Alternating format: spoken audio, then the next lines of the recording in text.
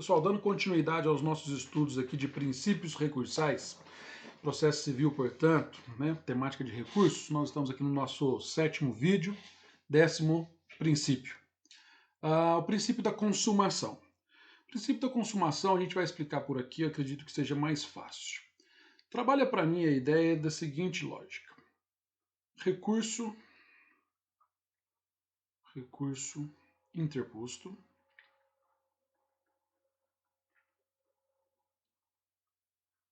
Recurso interposto. Traz para mim o raciocínio de que então houve a prática do ato praticado, ok? Ato praticado, você já aprendeu lá em TGP, que é ato consumado. E aí então ocorreu o que nós aprendemos em TGP, que é a preclusão consumativa.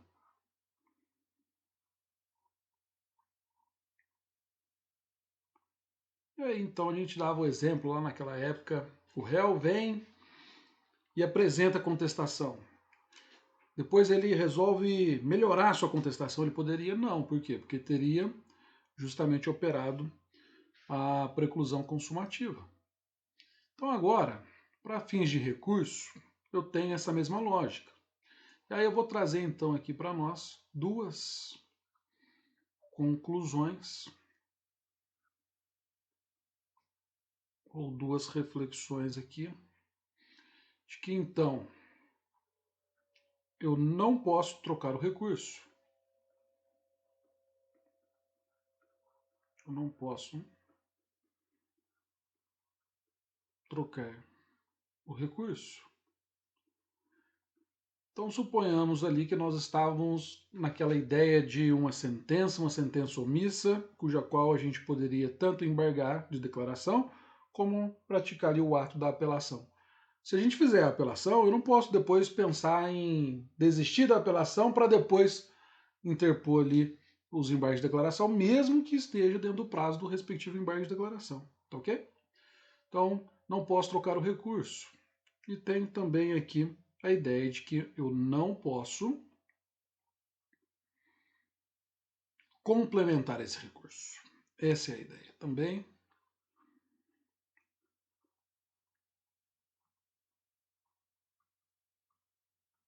Não posso complementar esse recurso. E quando eu falo complementar, eu lembro também aqui do quê? Vou colocar de outra cor aqui. Eu lembro que a gente estudou logo antes desse daqui. Opa! Vou colocar de forma abreviada, vai ficar melhor. A gente estudou lá também o PP é princípio da complementariedade, né?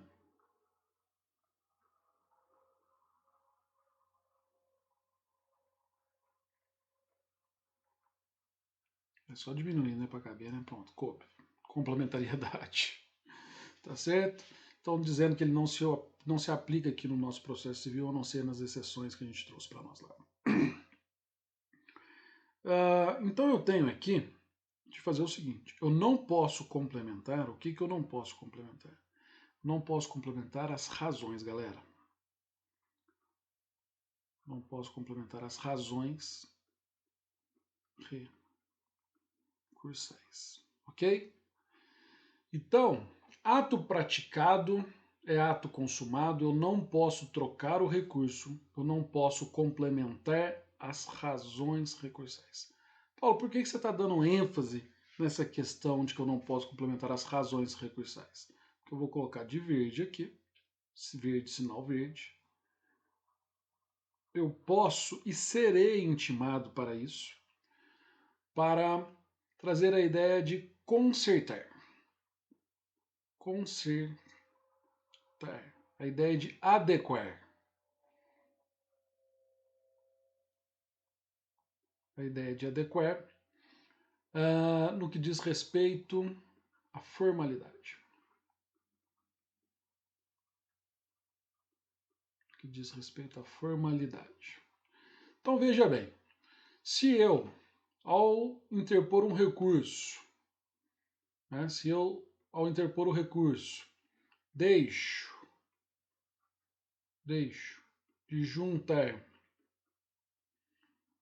um documento que deveria estar lá, como por exemplo a guia de pagamento do preparo, ou então, no caso, cópia da procuração do advogado, por exemplo.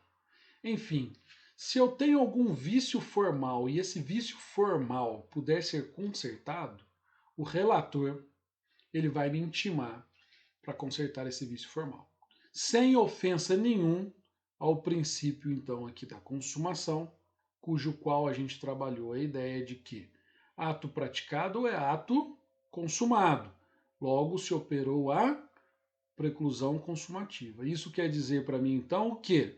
Que eu não posso trocar o recurso e que eu não posso consertar o quê? Eu não posso consertar as razões recursais. Então, eu não serei intimado para melhorar a minha fundamentação, cuja qual eu espero que no tribunal seja acolhida para dar provimento ao meu recurso. Mas eu vou ser intimado para consertar aí no que diz respeito à formalidade para que o meu recurso seja analisado. Então eu vou colocar aqui um asterisco. Isso daqui tem impacto direto aonde? No artigo 932, que é a função do relator, fazer o quê? O juízo de admissibilidade. O juízo de admissibilidade, ok? Então, fique aqui essa dica para vocês. Passando aqui para a ideia dos slides, a gente tem, de forma muito tranquila, o que a gente acabou de dizer ali. Como ocorre no princípio da complementação, também o princípio da consumação tem como fundamento a preclusão consumativa, que se verifica no ato de interposição do recurso. Ou seja, recurso interposto, ato praticado, ato consumado. A diferença entre os dois princípios é que o primeiro trata de complementação de um recurso já interposto, enquanto o segundo proíbe que, interposto um recurso, este seja substituído por outro, interposto posteriormente, ainda que dentro do prazo recursal. É aquela história que eu disse. Cabe embargo de declaração e cabe também a apelação. Em um dia eu faço a apelação. No segundo dia eu desisto da apelação. Posso desistir da apelação, mas isso não significa que eu tenho o terceiro, o quarto e o quinto dia para interpor o embargo de declaração, mesmo que dentro do prazo de embargo de declaração.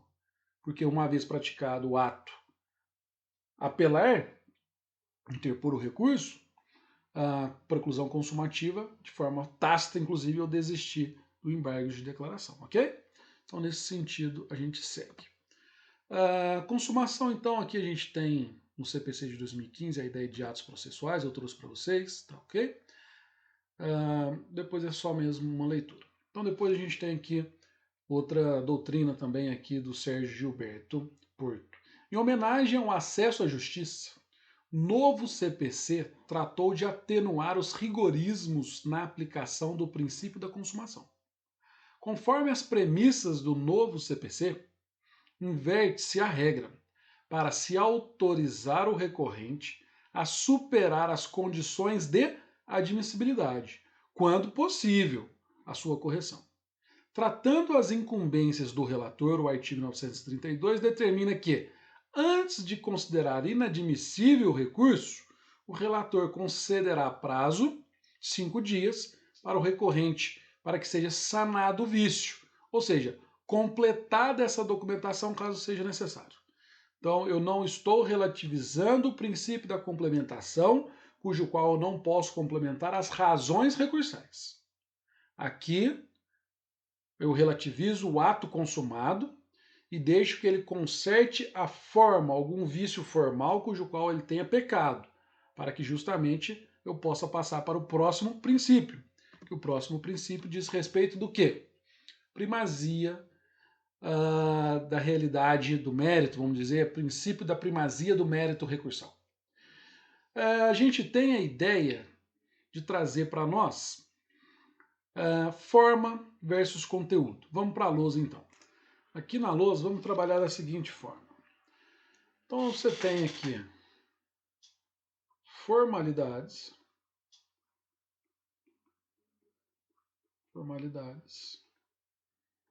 versus conteúdo.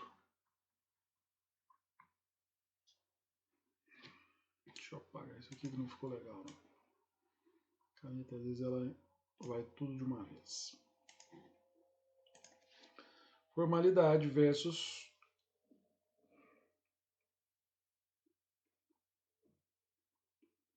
conteúdo. E esse conteúdo é justamente a ideia do mérito. Então agora eu faço uma pergunta para vocês.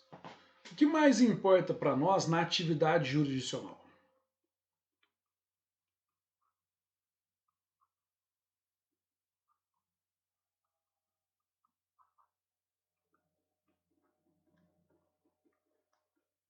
O que mais importa para nós aqui na atividade jurisdicional? Resolver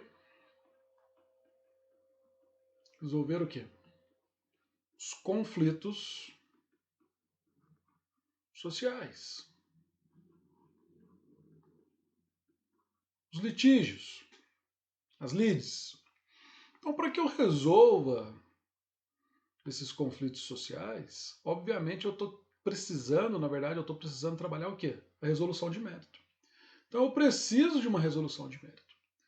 Então, aqui, quando eu estou trabalhando também em sede de recurso, eu vou chegar e vou dizer assim para a forma. Lembra do princípio da instrumentalidade das formas? E aí, forma? E aí, formalidade? É um vício sanável? É um vício sanável que não causa prejuízo a nenhuma das partes? Então, intime-se para que seja sanado o vício, para que eu possa, então, chegar a analisar o conteúdo. Simples assim. Então, aqui a gente traz alguns dispositivos, cujos quais, uma leitura sistemática, nós vamos perceber que nós vamos, então, quando possível, relativizar a forma, buscar sanar esses vícios, para que a gente possa analisar o mérito recursal. Então, esse é o princípio da primazia do mérito recursal em relação às formas. E aí, então, a gente vai para o nosso último princípio, princípio 12, 12º, princípio do ônus da sucumbência no âmbito recursal.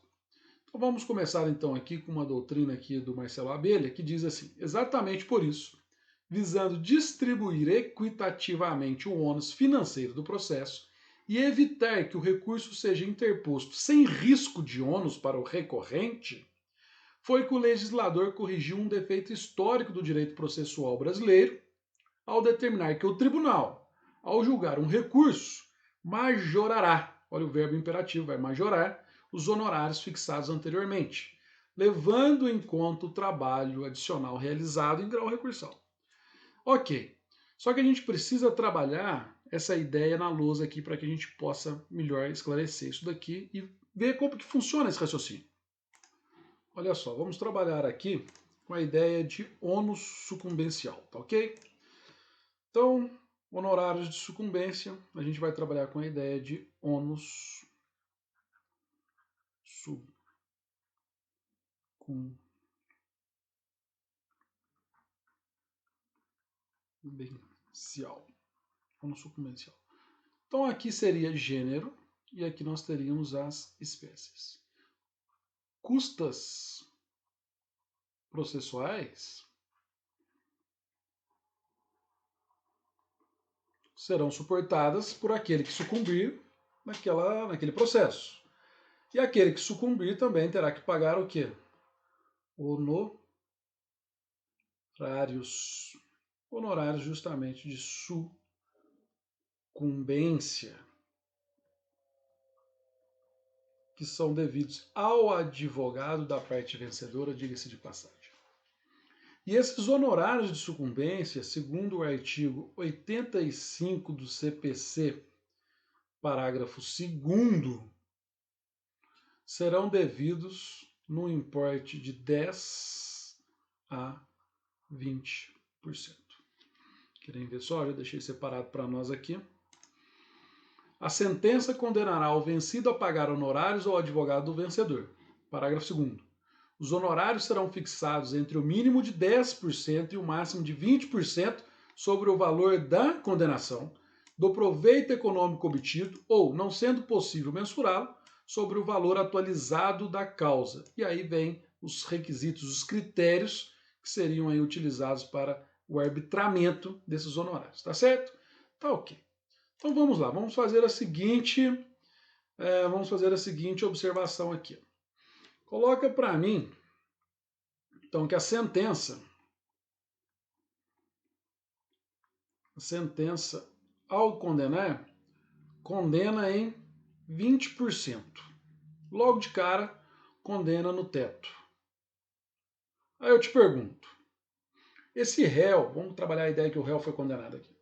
Esse réu aqui, ao fazer o recurso de apelação, ele sofrerá os efeitos desse princípio dos ônus sucumbenciais recursais? Não. Por que não? Porque já está no teto a sua condenação.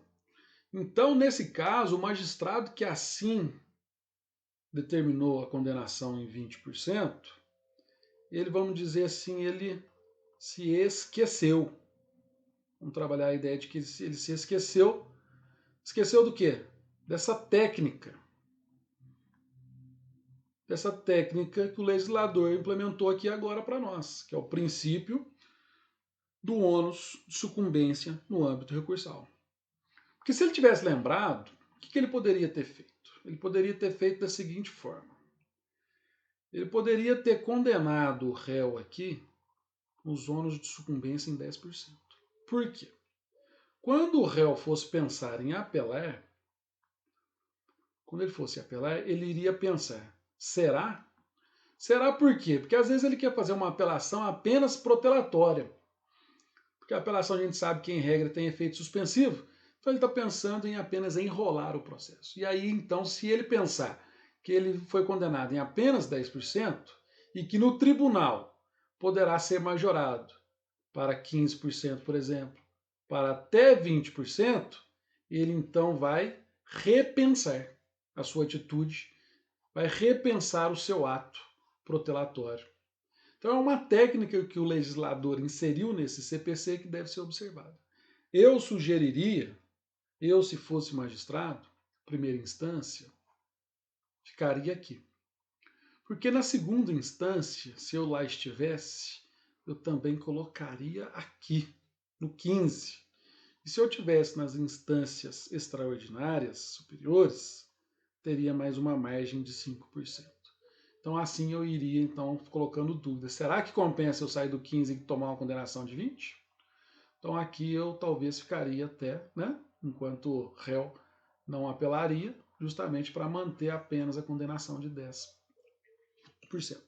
Essa é a técnica então que o legislador trouxe, trazendo então para nós um princípio aí do ônus da sucumbência.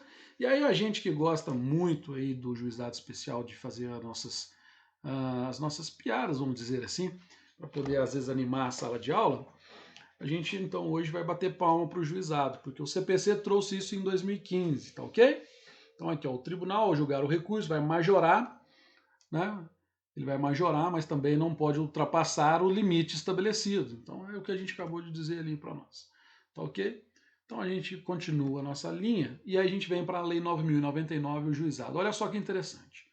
A sentença de primeiro grau não condenará o vencido em custas e honorários de advogado, que são os honorários de sucumbência. Ressalvados os casos de litigante de má-fé, óbvio. Agora, se o sucumbente recorrer com aquele recurso, que nem nome tem, que é o recurso inominado, que a gente brinca, em segundo grau, o recorrente vencido pagará as custas e honorários de advogado, que serão fixados entre 10% e 20% do valor da condenação, ou, não havendo condenação, do valor corrigido da causa. Ou seja, essa técnica de inibição do recurso protelatório, utilizando-se dos honorários de sucumbência para inibir, então, esse tipo de recurso, já é utilizada desde 1995, pela Lei 9.099, e de forma muito carinhosa a gente faz a gente faz algumas piadas, algumas brincadeiras com ela, que sim, tem críticas como outras legislações, mas a maioria é título de animação mesmo. 1995 para 2015, 20 anos, meus caros. Então a gente tem aí 20 anos de atraso do CPC em relação à Lei 9.099, tá ok? Pessoal, então com isso a gente encerra o nosso momento aula, nosso curso aqui de princípios recursais, com esses 12 princípios, com essas nossas aulas que estão aí disponibilizadas em forma de playlist para vocês. Espero que tenha sido útil, que seja de bom proveito.